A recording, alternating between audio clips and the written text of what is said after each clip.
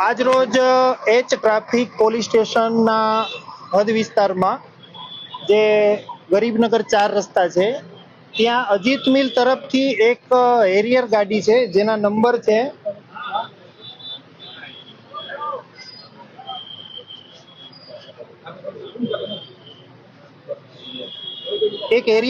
જેના નંબર છે GJ 27DM 1168, જેના ચાલક છે પટેલ મયંક કુમાર દીપકભાઈ, જેમની ઉંમર 40 વર્ષ, એમનું સરનામું છે શ્રદ્ધા બંગલો, વિરાટનગર રોડ, ઓઢવ, અમદાવાદ.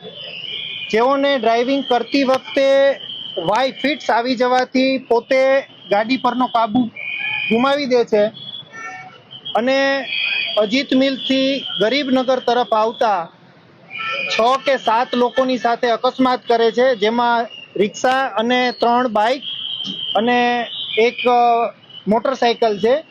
બનાવમાં એક યુવતી છે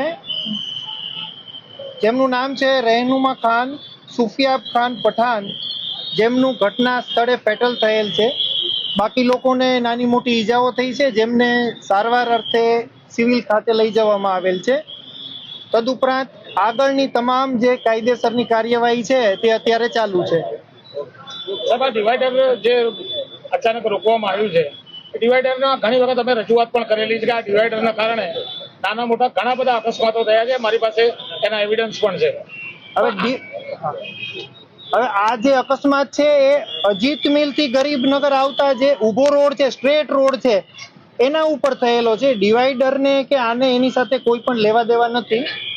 નહીં, ડિવાઈડર માટે એવું કહેવામાં આવે છે કે ડિવાઈડર તરફથી જે લોકો આવતા હોય એ સ્પીડમાં જ આવતા હોય. પ્રથમ 4 રસ્તા હતા, અહીંયા 4 રસ્તાના કારણે અહીંયા પોલીસના માણસો હાજર રહેતા હતા અને એ ટ્રાફિકને નિયમન કરાવતા હતા. પોલીસના માણસો આજે પણ અહીંયા જ હાજર રહે છે અને આ કટ જે બંધ કરવામાં આવ્યો છે, જેની બંને તરફ 100 મીટરે યુટર્ન, જેને આપણે કેપ્સ્યુલ સિસ્ટમ કહીએ છીએ, ત્યાંથી યુટર્ન કરીને સરળતાથી કોઈ પણ સિગ્નલ વગર અને તમામ વાહનો આસાનીથી પસાર થઈ શકે એવી એકદમ મજબૂત વ્યવસ્થા કરેલી છે.